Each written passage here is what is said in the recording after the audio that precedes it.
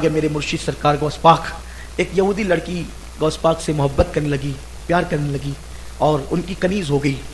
اتفاق سے اس کی شادی کے دن آئے تو اس نے اپنے ابا سے کہا کہ میری شادی کے دن غوث پاک کو بھی دعوت دینا، غوث پاک بھی تشریف لائیں گے۔ کہا ٹھیک ہے دعوت دیں گے۔ اب وہ تھے سب عیسائی۔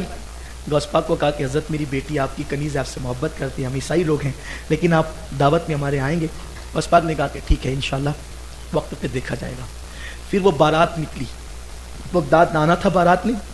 اب جب بارات نکلی تو راستے میں ڈاکوؤں نے اس کو قتل کر دیا، دولہے کو ہی قتل کر دیا۔ تب بارات کی بجائے جنازہ آ گیا۔ جب جنازہ آیا تو اس کی تو خوشیاں لٹ گئی، مسائل ہو گئے۔ اللہ اکبر۔ اس کے باپ نے کہا بیٹی سے، بیٹی تو سہاگن بننے سے پہلے بیوہ ہو گئی۔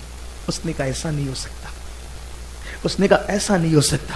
کہا بیٹی اس کا جنازہ آ رہا ہے تیرے ہونے والے شوہر کا، اس کی گردن کاٹ لی گئی، اس کی روح نکاح، ایسا نہیں ہو سکتا، میں غوث پاک کی کنیز ہوں، میرے گھر سے خوشیاں کبھی روٹ نہیں سکتی، میرے گھر سے خوشیاں کبھی روٹ نہیں سکتی، میں غوث پاک کی کنیز ہوں، مصیبت میرے دروازے پہ آ نہیں سکتی، میں غوث پاک کی کنیز۔ کہا بیٹی وہ مر گیا ہے۔ اس کا باپ نہیں جانتا تھا غوث پاک کی شان کیا ہے۔ کہا کچھ بھی کرو وہ جنازہ ابھی اٹھانا نہیں جب تک کہ میں مدرسہ قادریہ اور خانقاہ قادریہ میں حاضری دے کر کے نہ آؤں۔ تو کہا بیٹی وہ مر گیا، اس کی آخری صورت دیکھ لے۔ کہا نہیں جب تک غوث پاک کی خانقاہ میں نہ جاؤں اس وقت تک کہ میرے ہونے والے شوہر کا جنازہ نہ اٹھایا جائے۔ اس کے بعد اس کو لے جایا گیا، خانقاہ میں گئی، مدرسہ قادریہ میں میرے مرشد غوث پاک درس دے رہے تھے، قدموں پہ گر گئی، کہنے لگی مرشد میں نے تو محبت آپ سے کی ہے، میں نے تو الفت آپ سے کی ہے، یہ اور بات ہے میرا مذہب عیسائی ہے، لیکن پیارے تو زہرا کا لال ہے، تیرے یہاں مذہب نہیں دیکھا جاتا، تیرے یہاں تو سب کو نوازا جاتا ہے۔ کہا ہوا کیا؟ کہا کہ خوشیوں کی سوگات آنے سے پہلے روٹ گئی،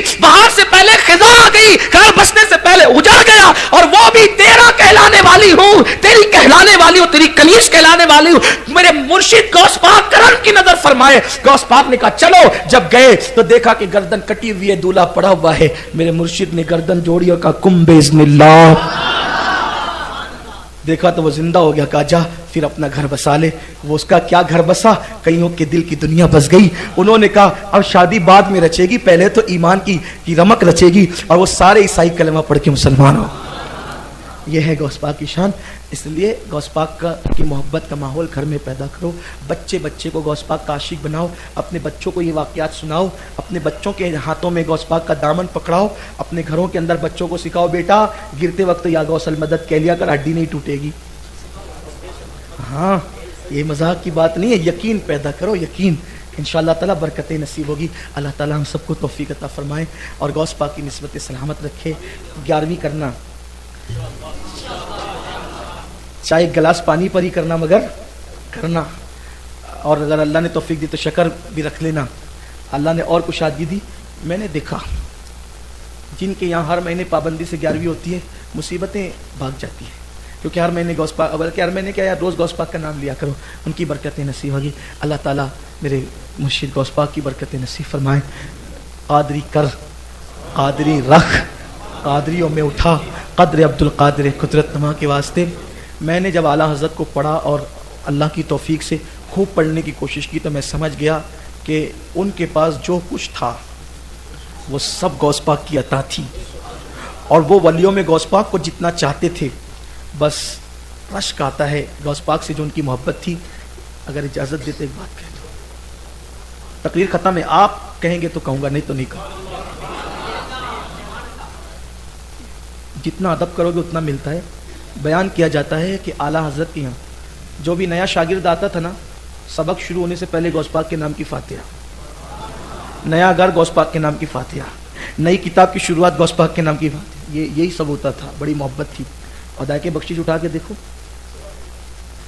پہلے رسول پاک کی نعت لکھی، ایک ہی لکھی، بعد میں ساری منقبتیں، پھر بعد میں نعتوں کا سلسلہ شروع ہوتا ہے، اور جتنی منقبت کے اشعار غوث پاک کی شان میں لکھا ہے کسی کے لیے نہیں لکھا، اور جو لکھا ہے خوب لکھا، ان جیسا میں نہیں سمجھتا ہوں کہ کسی نے غوث پاک کی شان میں، ان کی صدی میں لکھا، ان سے پہلے لکھا ہوگا، ان کی صدی میں ان جیسا کسی نے نہیں لکھا غوث پاک کی شان میں۔ پڑھو تو عقل دنگ رہتی ہے۔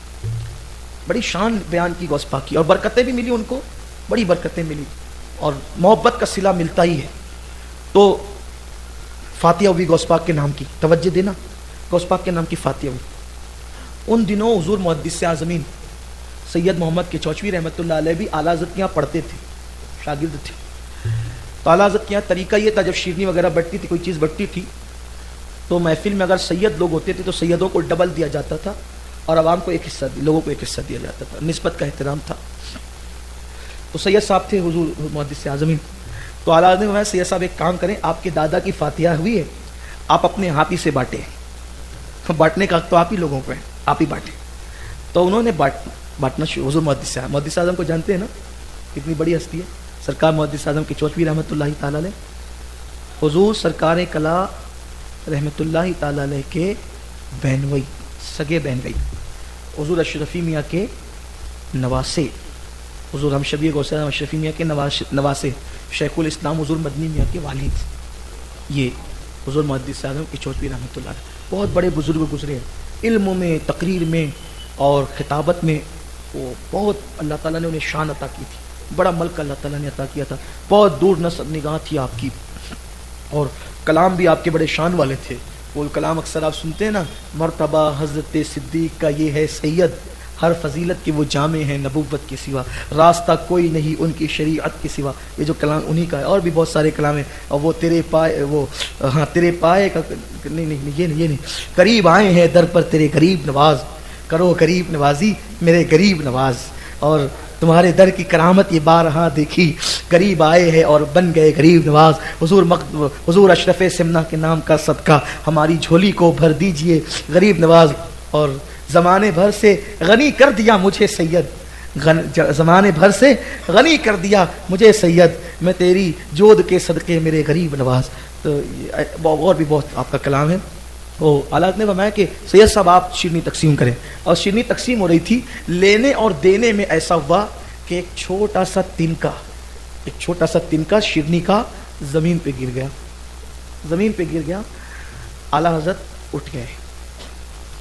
उठने के बाद मेरे इमाम ने, अब वो उठे तो पूरी महफिल उठ गई अदब में, उठने के बाद अपने दोनों घुटनों को ज़मीन पे टेक दिया, और टेकने के बाद ज़बान की नोक पर उस शिरनी को खुद उठाया। ज़बान की, दूसरों से नहीं कहा कि तू उठा, खुद हाथ और उंगलियों से नहीं उठाया, घुटने टेक कर ज़बान की नोक से उठाया। फरमाया अभी मिठाई नहीं देखी जाएगी, किसके नाम से फातिहा हुई है, किसके नाम का तबर्रुक है, इस शान से उठाया। मैं हैरान रहता हूँ, या अल्लाह, जब नाम से मिठाई मंसूब हो गई तो उसके एहतराम का ये आलम है, तो उनकी औलाद का कितना एहतराम होगा, और उनकी औलाद का एहतराम तो उनका खुद का कितना एहतराम होगा। हुजूर गौस पाक कहते हैं, बालिग होने से पहले मैंने मालूम कर लिया था कि हिंदुस्तान में किस समत में शहर बगदाद है, उसके बाद से मैंने कभी बगदाद की तरफ न इस्तिंजा किया, न बगदाद की तरफ कभी पैर लंबे किए। जब अदब इस शान का होता है तो बगदाद की जालियों से इतना मिलता है, ज़माना कुछ कहे, हर दिन बुलंदी ही बुलंदी नसीब होती है। मैं सोचता हूँ इमाम अहमद रज़ा के जलने वाले इतने हैं, लेकिन कभी इमाम अहमद रज़ा का नाम खराब नहीं हुआ, तो पता चला क्या दबे जिस पे हिमायत का हो पंजा तेरा, शेर को खतरे में लाता नहीं कुत्ता। ये बरकतें कहीं से हिमायत होती है तब नसीब होती है। इसलिए इमाम हुजूर गौसुल आज़म से अपना रिश्ता मजबूत करें। अल्लाह से दुआ करते हैं, अल्लाह आप सबको बार बार शहर बगदाद की हाज़िरी, करबला शरीफ, नजफ शरीफ की हाज़िरी नसीब फरमाएं। गुफ्तगू के